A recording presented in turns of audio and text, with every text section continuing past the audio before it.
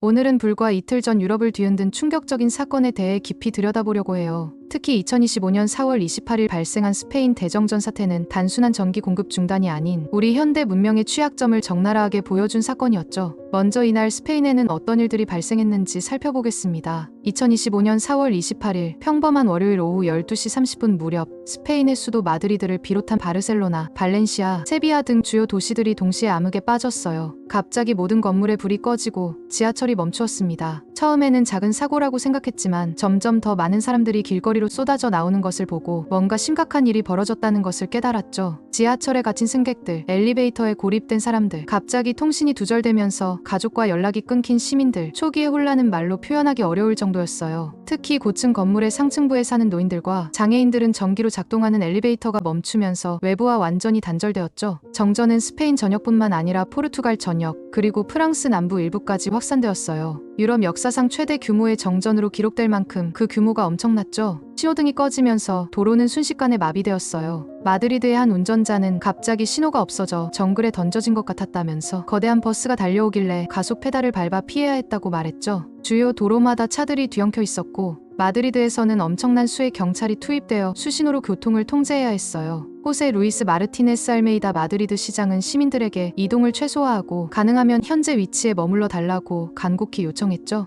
그리고 스페인 전역에서 수많은 열차가 운행을 멈춰 많은 승객이 열차 안에 고립되는 초유의 사태도 벌어졌어요. 승객들은 비상구를 통해 철로 위로 탈출하기도 했죠. 공항에서는 수천 명의 승객이 비행기 출발을 기다리며 불안에 떨었어요. 리스본 공항에서 50분 동안 기다렸다는 한 네덜란드 관광객은 도착하거나 출발하는 비행기를 하나도 보지 못했다고 털어놓았죠. 병원들은 비상 발전기를 가동하며 긴급 수술만 진행하는 등 비상체제에 돌입했어요. 바르셀로나의 한 병원 중환자실 의사는 몇 초의 공백도 생명을 위협할 수 있는 상황이었다고 말했죠. 또한 ATM과 카드 결제 시스템이 먹통이 되어 은행 앞에는 긴 줄이 늘어섰어요. 슈퍼마켓과 상점들은 결제 시스템이 작동하지 않아 문을 닫았고 냉장고와 냉동고의 전원이 끊기면서 식품 손실도 발생했죠. 사실 정전의 정확한 원인은 아직도 명확히 밝혀지지 않았어요. 그러나 전문가들은 크게 세 가지 가능성을 제기하고 있죠. 첫 번째 가능성은 이상기후로 인한 유도, 대기 진동 현상이에요. 스페인 내륙에서 극심한 온도 변화가 발생하면서 400kV급 초고압 송전선에 이상 진동이 생겼고 이로 인해 전력 시스템 간 동기화가 실패했다는 분석이죠. 하지만 유도 대기 진동으로 대규모 정전이 발생한 전례는 없으며 포르투갈 전력망 운영사도 이 설명을 부인하고 있기는 합니다. 두 번째 가능성은 재생에너지 발전의 급격한 변동이에요. 스페인은 최근 태양광과 풍력 등 재생에너지 비중이 50%를 넘을 정도로 높아졌는데 당시 스페인 전력의 약 60.2%가 태양광, 10.6%가 풍력, 10.1%가 수력으로 공급되고 있었죠. 그런데 갑작스러운 기상 변화로 태양광 발전량이 5분 만에 18기가와트에서 8기가와트로 급감하면서 스페인 내륙에서 극심한 온도 변화가 발생하면서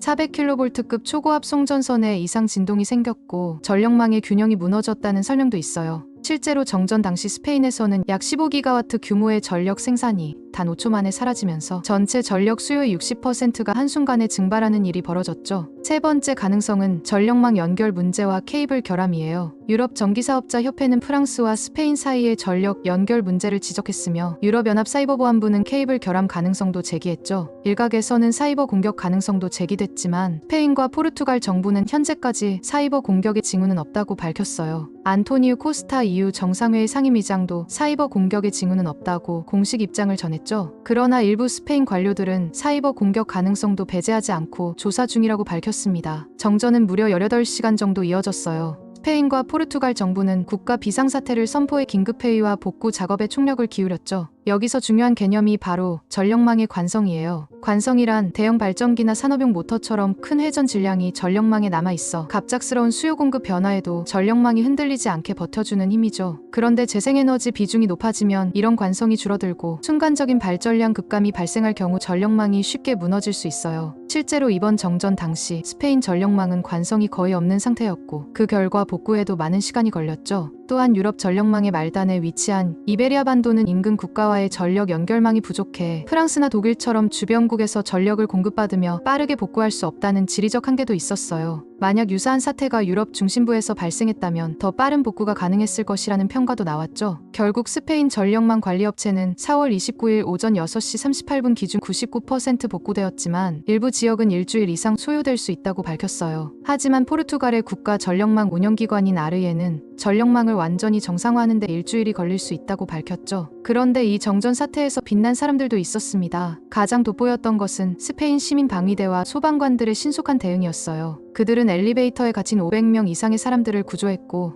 교통혼잡 지점에서 수동으로 교통을 통제하며 혼란을 수습하기 위해 혼심의 힘을 다했죠. 그렇다면 이 사태가 우리에게 주는 교훈은 무엇일까요? 무엇보다 이번 사태는 현대 사회의 전기와 디지털 시스템에 대한 극단적 의존도를 여실히 보여주었어요. 스마트폰이 배터리가 떨어지면서 많은 사람들이 완전히 길을 잃거나 가족과 연락이 끊겼죠. 또한 현금 없는 사회로 빠르게 전환하던 스페인이 갑자기 현금의 중요성을 재발견했다는 점도 주목할 만해요. 신용카드와 디지털 결제 시스템이 작동하지 않자 사람들은 지갑 속에 남아있던 얼마 안 되는 현금을 소중히 여기기 시작했죠. 특히 주목할 만한 것은 아날로그 기술을 유지하고 있던 시설들이 이번 위기에서 얼마나 빛을 발했는지예요. 수동 백업 시스템을 갖추고 있던 일부 병원과 발전소는 거의 영향을 받지 않았죠. 그러면 우리는 어떻게 대비해야 할까요? 이번 사태는 단순한 사건이 아닌 미래 사회의 단면을 미리 보여주는 일종의 예고편이었어요. 전력이 끊긴다는 건 단순히 어두운 방이 아니라 모든 디지털 활동이 멈춘다는 뜻이죠. 그래서 각 가정에서도 몇 가지 준비가 필요해요. 먼저 비상 전원 확보가 중요해요. 태양광 충전기, 보조 배터리, 휴대용 발전기 등을 갖춰야 하죠. 그리고 아날로그 방식의 소통수단을 준비하는 것이 좋아요. 라디오나 유선 전화 같은 방식이 다시 주목받고 있는 이유죠. 또한 현금과 식량, 생수 등의 비상 물자 비축은 이제 선택이 아닌 필수예요. 스페인 정전 이후 시민들 사이에서는 생존 가이드와 도시 농업 관련 서적이 베스트셀러가 되었고 태양광 충전기와 배터리 판매가 300% 증가했다고 해요. 뿐만 아니라 지역 커뮤니티 단위의 대응 체계를 만드는 것이 중요해요. 이웃과 정보를 공유하고 위험에 함께 대응할 수 있는 체계가 필요하죠. 지금 이 순간부터 움직이지 않으면 언젠가 우리도 정전의 날을 맞이하게 될지도 모르죠. 역설적이게도 이번 스페인 정전 사태는 우리를 디지털 세계에서 분리시켜 실제 인간관계를 강화시키는 모습을 보여줬습니다. 많은 사람들이 오랫동안 대화를 나누지 않았던 이웃들과 교류하고 실제 대면 상호작용의 가치를 재발견하는 계기가 된 것이죠. 스페인 대정전은 단순한 기술적 결함을 넘어 현대 문명의 기반이 얼마나 취약할 수 있는지를 생생하게 보여주었어요. 이는 스페인만의 문제가 아닌 전 세계 모든 현대 사회가 고민해야 할 과제이죠. 우리는 편리함을 위해 디지털화를 추구하면서 때로는 기본적인 회복력을 잊고 있는 것은 아닐까요? 이번 영상을 통해 여러분께서도 미래의 불확실성에 대비하는 계기가 되셨기를 바랍니다. 지금까지 지식 배터리였습니다. 다음엔 더욱 좋은 지식으로 충전해드리겠습니다. 구독과 좋아요는 사랑입니다.